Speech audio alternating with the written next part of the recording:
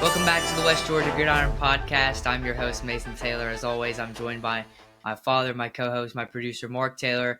And this is round one, or this is our wrap-up for round one of the Georgia High School Sports Association playoffs. Well, I hope everybody enjoyed the first round. It may not have gone your way. Hope it did. But, Mason, we're here to talk about how things went this past Friday night. We had beautiful weather for it. Yeah. Good crowd out at the Carrollton game. But let's jump into this week. And we're going to start off by talking about some of the local offers from some of the local players. Cam Wood has gotten a commitment to University of West Georgia Wool, so congratulations, Cam. And then Alanson Simmons, great wide receiver at Central Lions. He's got several offers there. I think, what's the newest one there, Mason? I think either Wake Forest or Nebraska, I think. All But right. obviously, you see Delaware State there, Wake Forest, Georgia Yep. Southern, yeah. Ethan Tisdale at Heard County, Player of the Year, 2025 1A Region 6. Yep. And Just got offered by Coastal Carolina. Coastal Carolina, Wake that's Forest. right. And I think he's got Wake Forest and Cincinnati, that's right. The Bears.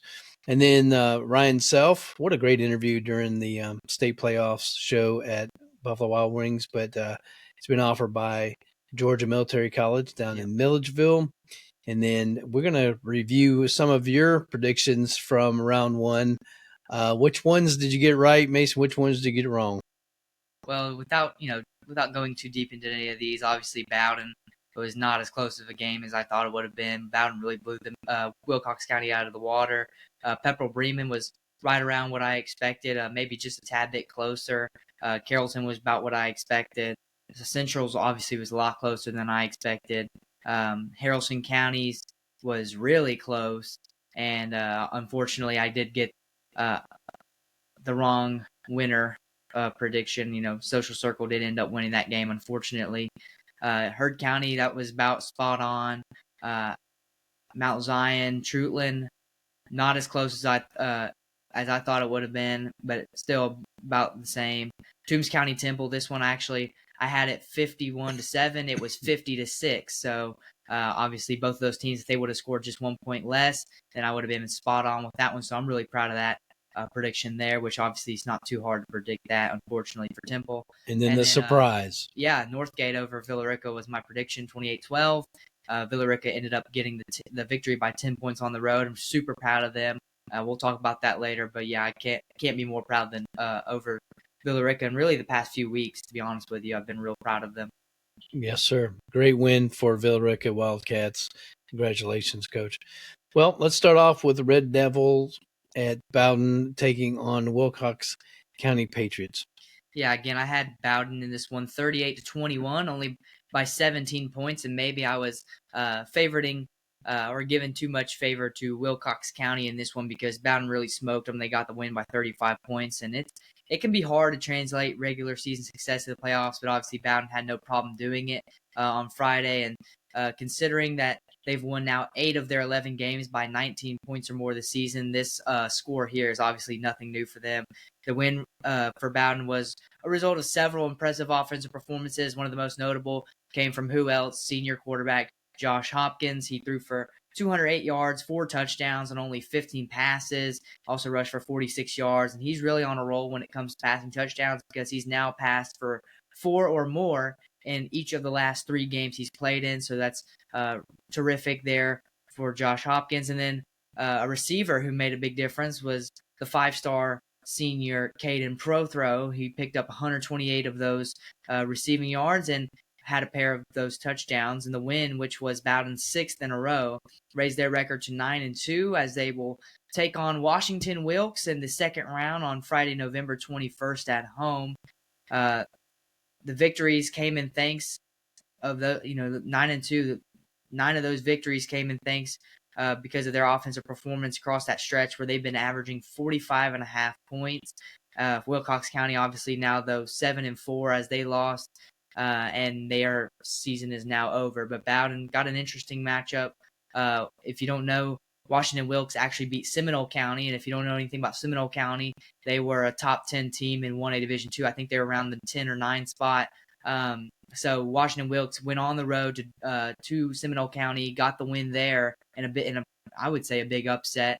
So Bowdon thought they were going to be playing a top 10 opponent round 2. Now they're going to be taking on Washington Wilkes at home. I don't think they're going to mind that at all. But Bowdon, great win here to start the playoffs, and they've now won, I believe, 16 straight playoff games as they continue on their journey for their 4th straight state championship. Right. Pause. Dang it. Also, do you want to, at the end, do you want me to put up a slide to show the bracket, or you want to do that?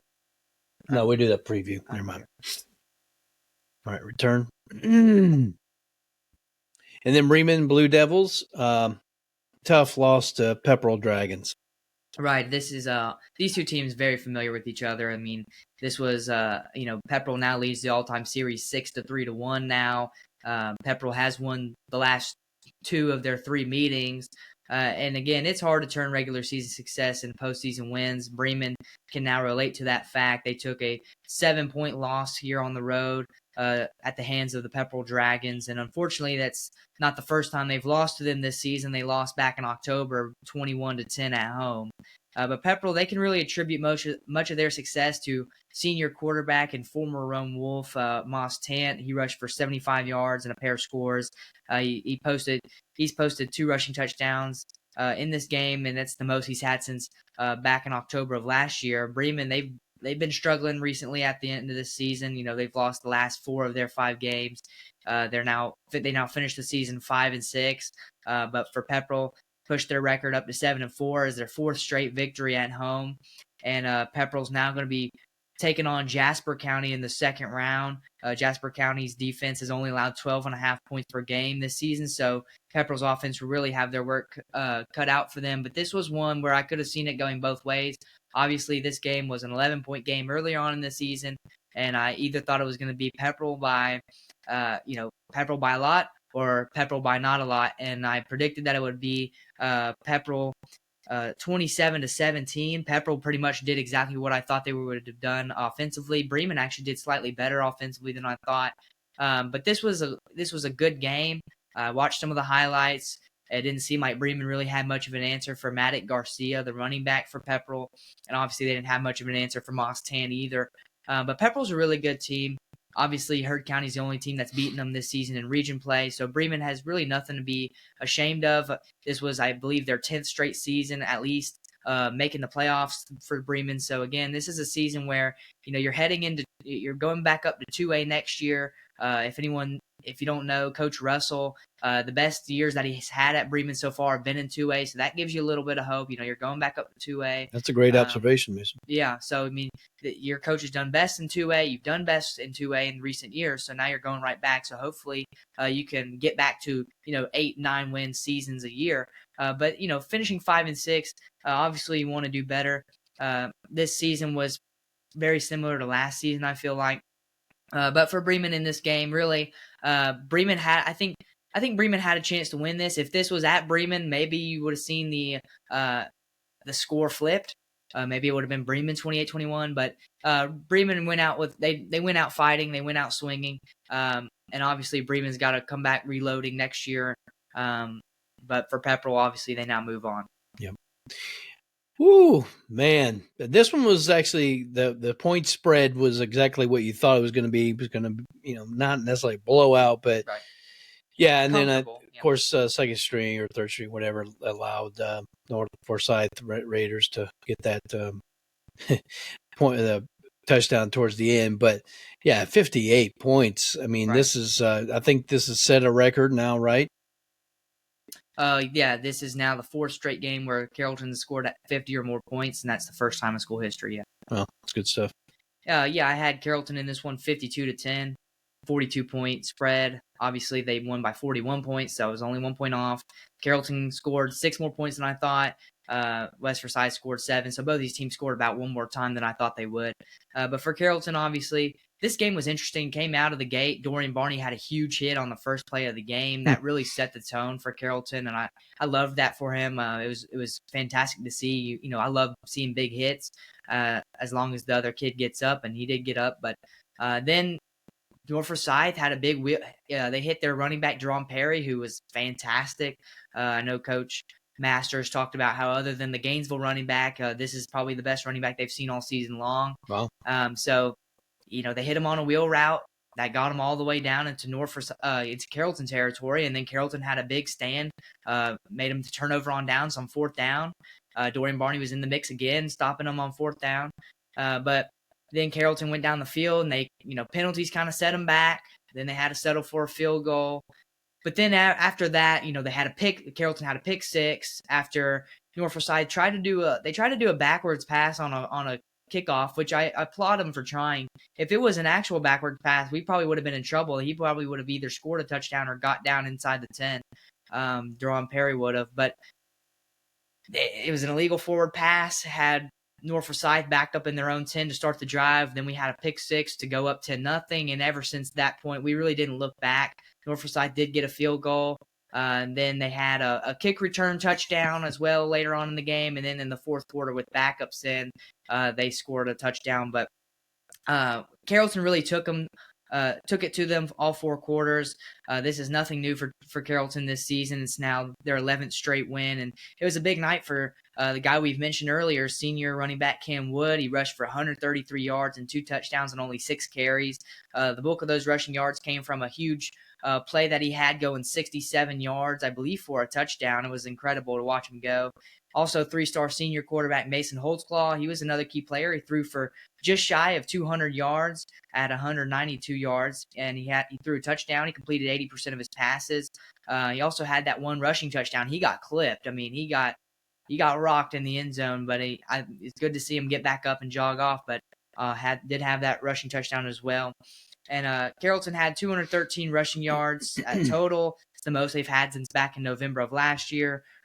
Norfolk Forsyth, senior running back Jerome Perry had a really good game, had that kickoff return for a touchdown. Senior wide receiver Matthew Bray had a lot of the catches as he was going one-on-one with Dorian Barney most of the night, and he did later on against our backups have a huge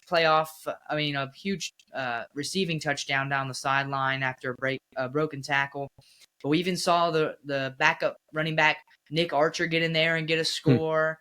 So it was really just one of those games where Carrollton went out, they executed, they didn't have any injuries. It's just everything you want to see in a playoff game. Now, obviously, Carrollton still is dealing with a little bit of penalties.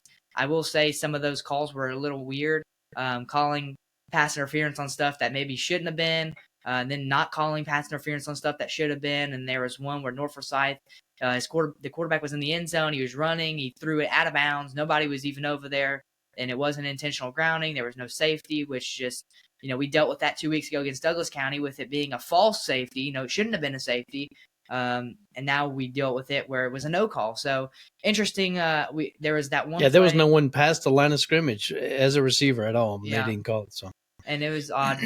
But another thing I want to point out, Mason Holtzclaw, beautiful ball to Ryan Mosley in the back corner of the end zone right before the half. Yep.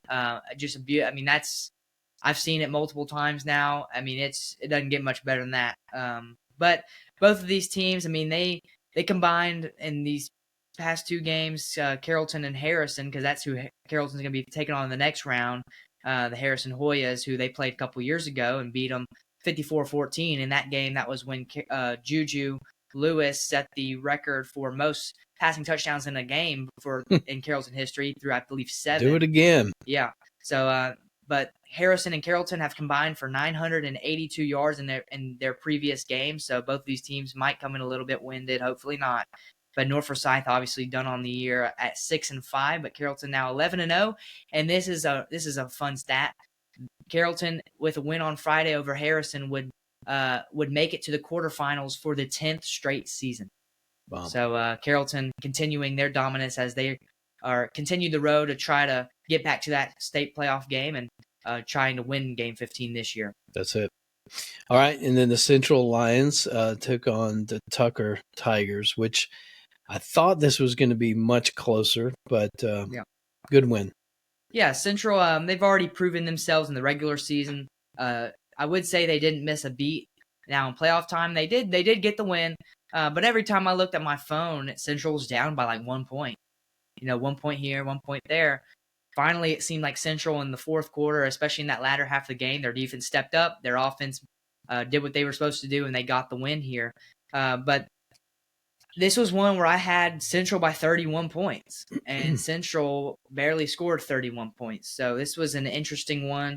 Obviously, Tucker's not a bad team, but Central, if you're going to be a top 10 team, you expect Central to go out there and kind of handle their business round one and not have a close one, but it doesn't matter. It means business as usual for the Lions. They remain undefeated at 11-0 on the year.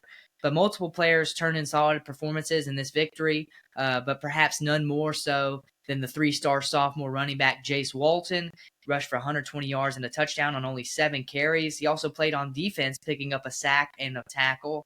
His older brother, 4-star senior running back Jonas Walton, he had 104 rushing yards, and they were part of a punishing run game where Central had 287 total rushing yards on the night.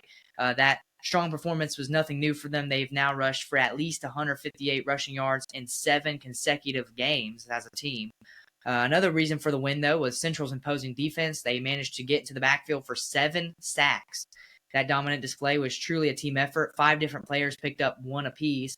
They got some further help from senior linebacker Jarrell Long.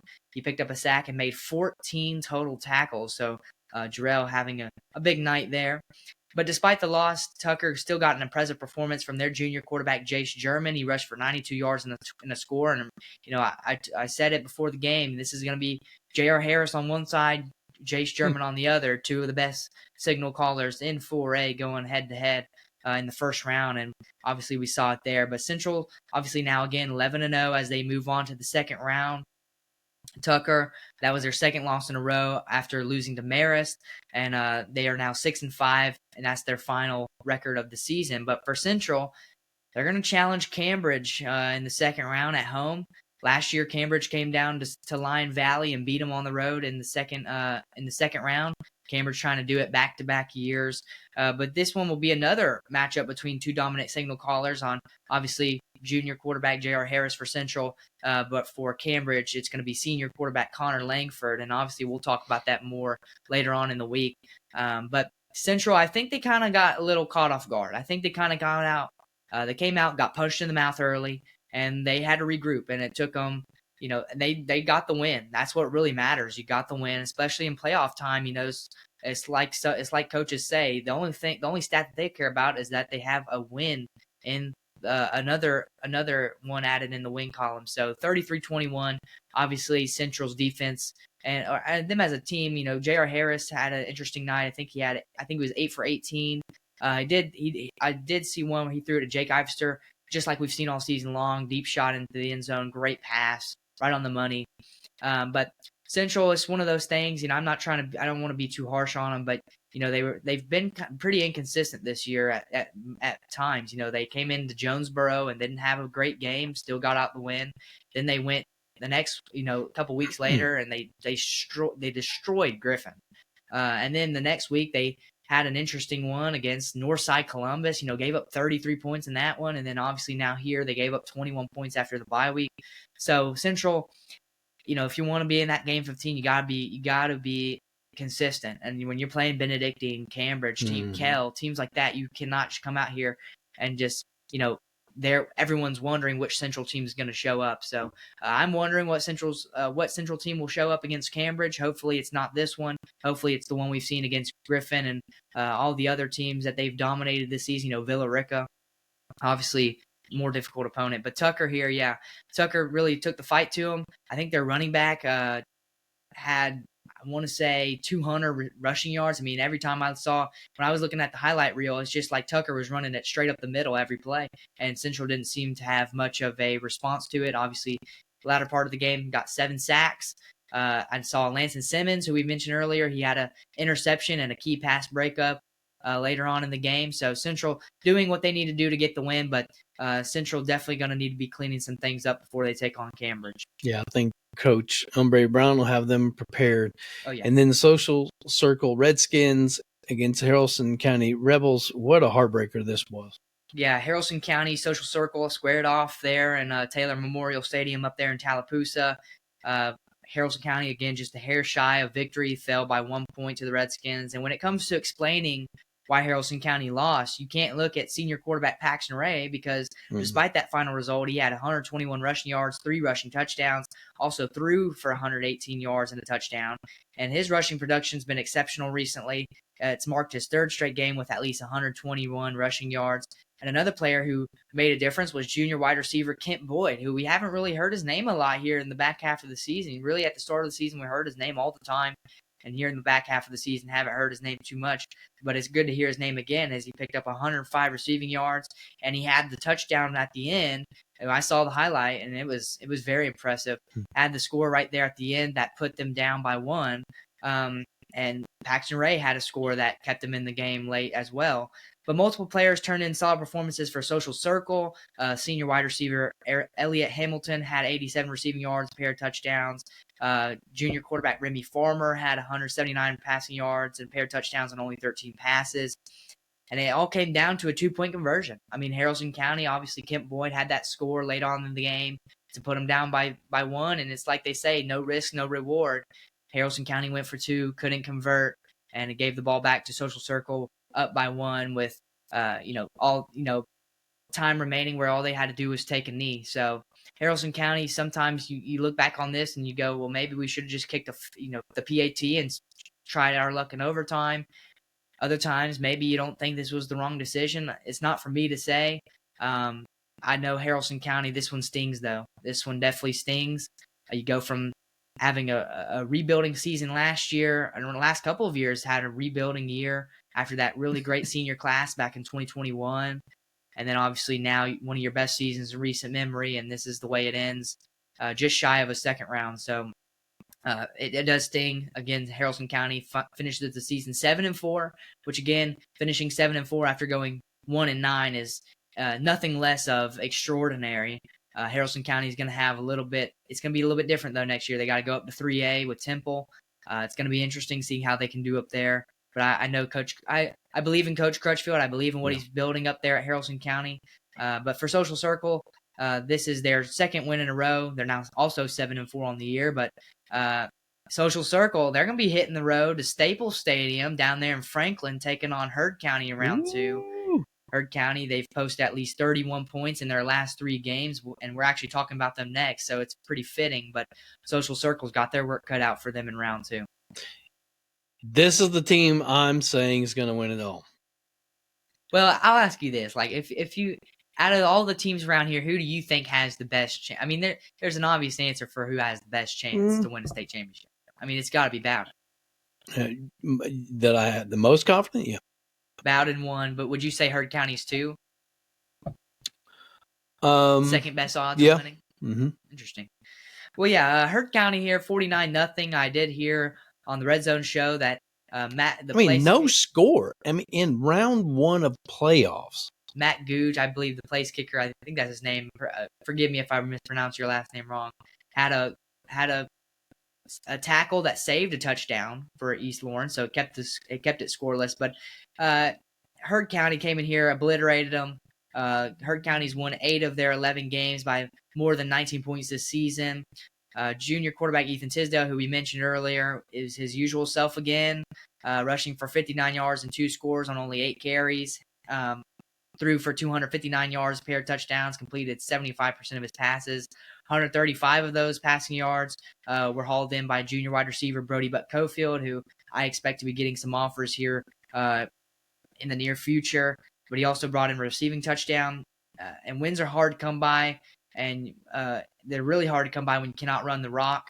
And that's something Heard County proved. I mean, they limited East Lawrence to 2.3 yards per carry. And the team can thank senior defensive lineman Max Lassiter for the heroic effort on defense there. But Heard County, they didn't really have any issues on that department on offense. They averaged 6.2 yards per carry. Heard County also didn't go easy on the quarterback. They had 3 interceptions. Brody Buck-Cofield got one. Junior defensive back Amari Heath had a pick 6. And then senior defensive back MJ Jones also got one. So just pure domination by Heard County. it's exactly what you would expect and hope for Heard County in round one to really send the message after you get the 1 seed in power rankings. And unfortunately, East Lawrence had a long way back home to East Dublin with a fat goose egg in their pocket as they finished the season now 3-8. But for Heard County, they're now 11-0. Their defense has only surrendered 12.5 points on average this season, which is tremendous. And obviously, Heard County, like we just mentioned, is going to be hosting Social Circle in round two as they try to avenge Haralson County's loss there in the second round, as they hope to move on to the quarterfinals for the first time since their state championship season back about 7 years ago in 2018. Yep. Well, we've still got 3 teams left that we'll wrap it up with today. So we're just going to take a short break and we'll be right back. Hey guys, we want to tell you about our new friends at Buffalo Wild Wings here in Carrollton, Georgia, US 27 South, the host of our recent state playoff kickoff show and Team Spirit Night. Stop in soon at your B-Dubs for Wing Tuesdays, Boneless Thursdays. Make sure that you download their app for more rewards and savings. If you're in the area, there's 3 convenient locations in Noonan, Douglasville, Hiram. So make sure you tell them that the guys at West Georgia Gridiron Podcast sent you. It is your community hangout for great food and great sports.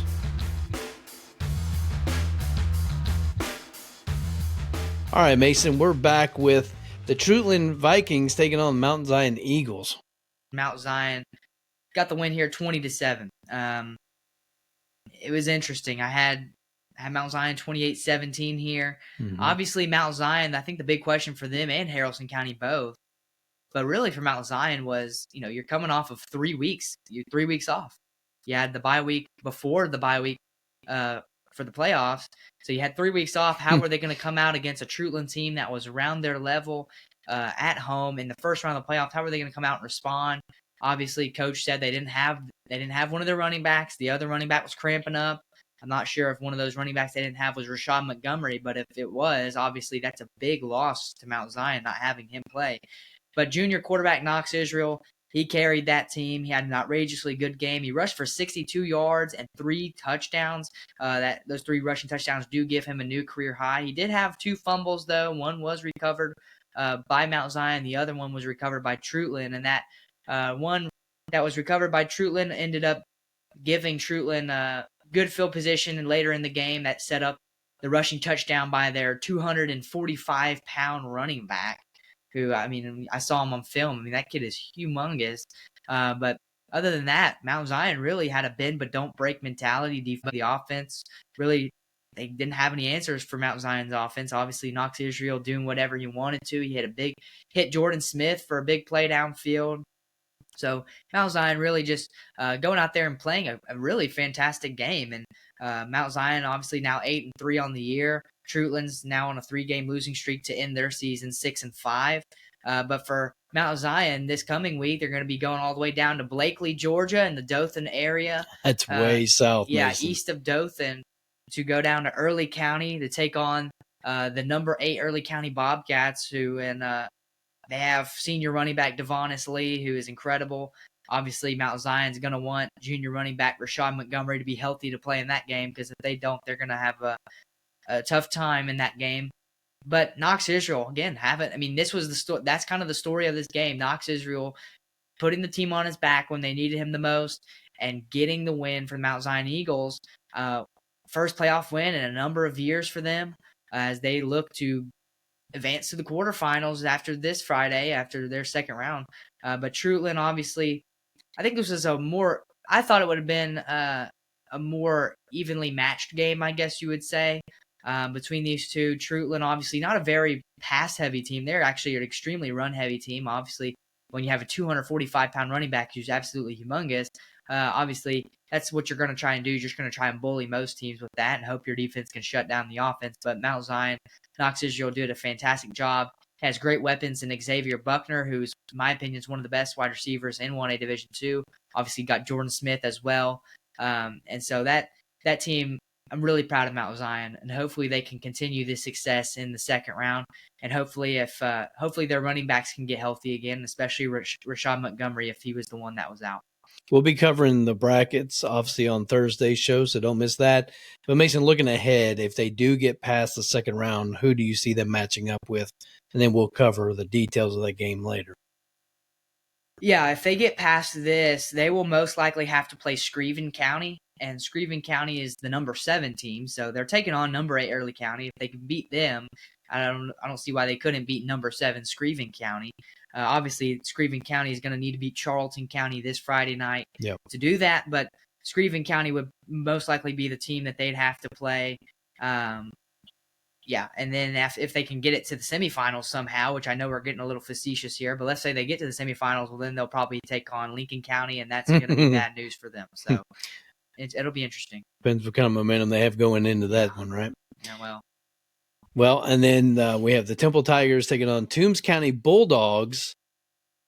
Yeah. Toombs County won the state championship last year. When you look at them on film, you can see why. They don't rebuild down there. They're like a lot of other state championship caliber teams. They don't rebuild, they reload. They do have a private school down there. I believe it's called Robert Toombs Academy or something like that. It's an academy that is the person that Toombs County is named after his name. But they get a lot of people that come in from there, and Vidalia area, they get a lot of kids that come in from that area and want to come play for Toombs County. Maybe it's all those Vidalia onions are eating off the farms down there. Yeah, as well as they get people from Montgomery County as well, which is just west there. So Toombs County, I'm not saying they do. That's how they win, or that's how they need to win. But yeah, I had this one 51-7. Again, if both of these teams would have scored one more point, would have been spot on. But margin-wise, I was spot on, 44 points. And this one, I mean, it's just they just got outmatched. I mean, and this is a tough pool, round one, have to go all the way down to the Savannah area, the Vidalia area, to take on a Toombs County team who is coming off of a state championship, and they don't look like they're in any – they don't look like – by any means, they don't look like they're going to slow down this season. I mean, it looks like there's a collision course right now between Heard County and Toombs County in that semifinal. Up there in Staples Stadium, where that would be.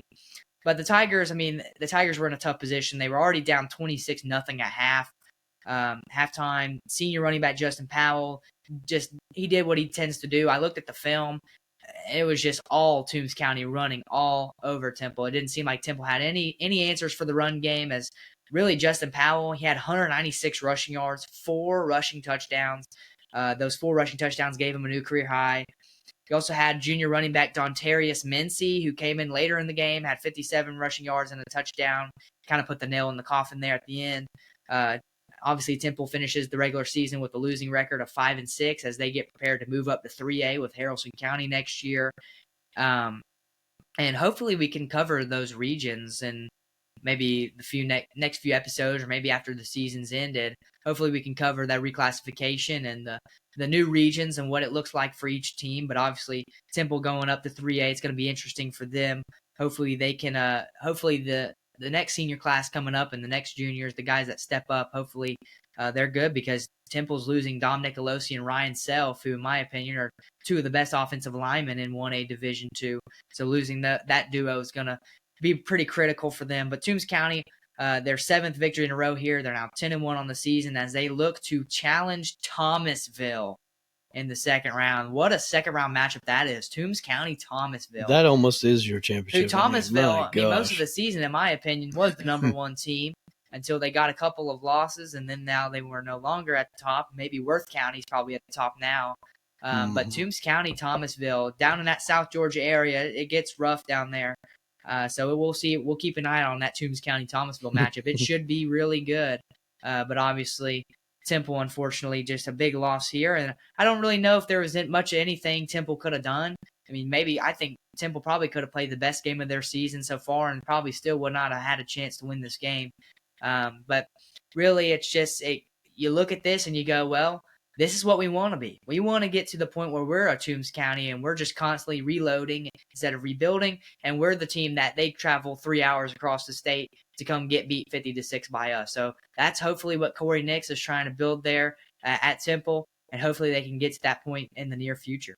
And it starts at that middle school level, right, yeah, Mason? At middle school, grade, you're 6th, 7th, 8th, and then 9th grade, your junior varsity. I mean, and I don't mean to toot our own horn or anything, but Carrollton, you look at them. I mean, the 8th grade team is going to the state championship. The 6th grade team is in the state championship. The sophomores now won their state championship when they were in 8th grade. So when you have feeder programs that are winning state championships when they're in middle school, that gives you a great thing to look forward to, and you know what you have once they get up to high school. You know what they're capable of, at least in their age group, and you can build on that. And obviously for Carrollton, I mean, you have a lot of sophomores in there playing. You have a lot of sophomores and seniors. I mean, so it all starts with the feeder programs. You have good feeder programs. Obviously, it's you're going to have a good team. And obviously, when you're down in that 1A though, it's tougher when you're down there in 1A. You know, everything's smaller. But Temple, yeah, as long if they can get that feeder program going, it'll be smooth sailing from there. Yep, Toombs County's doing something right. Well, we're going to close this one out with Villa Rica and signature win. Northgate. Yeah, this is not the way we saw this one going. No disrespect to the team or to Coach Barron, right? But this is just a tough Northgate Vikings team. Right. But I'm glad it went their way. Well, look, they played early on in the season. Villa Rica obviously lost only by 3 points. They lost at home by 3 points. Woody Shattini, the running back for Northgate, again, like I said, that's the only time that he's been held under 80 yards and they got a win. All the other times he got held under 80 yards, they didn't win that game. So now and I think the thing for me, Northgate went on through the season. They got better. They finished 8-2. The only 2 losses were to Langston Hughes, who doesn't lose to them, and then you lost to Lovejoy as well in a close game. So Villa Rica coming into this one obviously had a big win over East Paulding. Had a win over Kennesaw Mountain on the road. So they came in with 2 wins under their belt. But Villa Rica, I mean, they came in there and they handled business. A true team effort for Northgate, even though they lost. Sophomore wide receiver Travion Gill for them. He did have 105 receiving yards and the touchdown. Had an 80-yard receiving touchdown that was very pretty to watch. Ledger Clements put that thing right in the basket. But Villa Rica, I mean, they've won 6 of their last 8 games. They're now 6-5 on the year. Northgate obviously finishes the season 8-3. That's their 3rd loss in their last 4 games. So that's they've been traveling on a rocky road recently. But for Villa Rica, Matthew Eubanks was kind of, in my opinion, kind of a question coming into this game. How is he going to play? How is the running game going to look? But when Villa Rica is hitting, Villa Rica is hitting. I mean, and we're talking about a team that lost 3 in a row. Yeah, started off the game losing 3, then won 3 in a row, then kind of lost some more. I mean, this is Villa Rica when Villa Rica is hitting, Villa Rica is hitting, and when they're going, they're going. And again, Austin Barron, this is probably the best win he's had at Villa Rica yet. In his 3 seasons there. It's probably his signature win so far. Definitely the signature win of the season. Second place would probably been the game we went to against East Paulding for the 3rd, right at the end of the season. So Villa Rica's on a roll.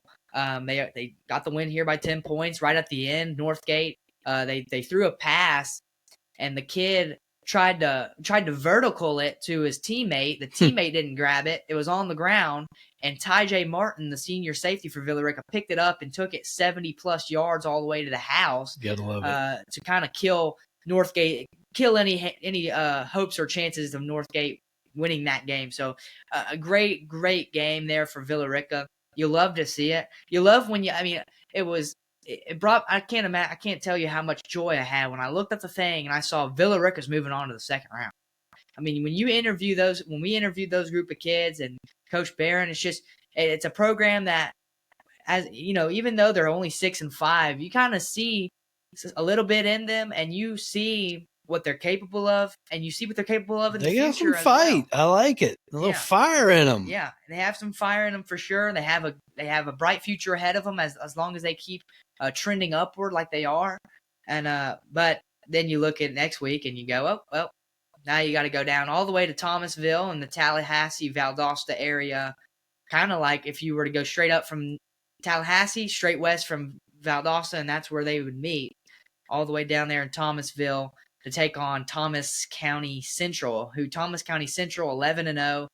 They have not had a game this season where they've scored less than 31 points. And that's against teams like Lee County. That's against teams like Haralson County, Coffee. Right. I mean, tough teams here. And they've been doing that against them. So Villa Rica's definitely got their work cut out for them. But again, even if they lose that game, which, if you look at the stats and, they're the number one. I mean, Max Prep said that 5A was one of the hardest, other than 6A, 5A is one of the hardest playoff brackets in all of the country for high school football. So when you are facing the number 2 team in that bracket, it's tough. It's a tough predicament to be in. But even if you lose that game, Villa Rica's had a heck of a season. It's been a roller coaster for sure, especially here at the end. I mean, what a way to go out. You go out fighting, you go out swinging. But I would love to see Villa Rica go down there and get maybe the biggest high school upset I've ever seen in my 17 years of existence. I would love nothing more than to see Villa Rica go down there and get a win, a nice gritty win to move on to the quarterfinals for the first time since the legendary Tim Barron was the head coach there about 4 years ago. But Villa Rica, we're talking about this game, and Villa Rica, they went down there, they handled business, they avenged their loss from previous in the season, which again, I think, myself included, I think people thought they should have won that game. I think Villa Rica thinks they should have won that game. They had them by the throat, and they let them get away by 3 points. So Villa Rica, they went down there, they handled business, got a nice win there by 10 points as Villa Rica continues to prove why they are in the spot they are in the second round. But they definitely got a lot of work to do in this week, and hopefully Coach Barron can get them as prepared as possible as they take on the number 2 team in the 5A classification. Well, I know we talked about their first 3 losses of the seasons, 3 in a row, but as the saying goes, if the dream is big enough, the facts of the past do not count. I thought you were gonna say it's not about where you start; it's about where you finish. We'll go with that too.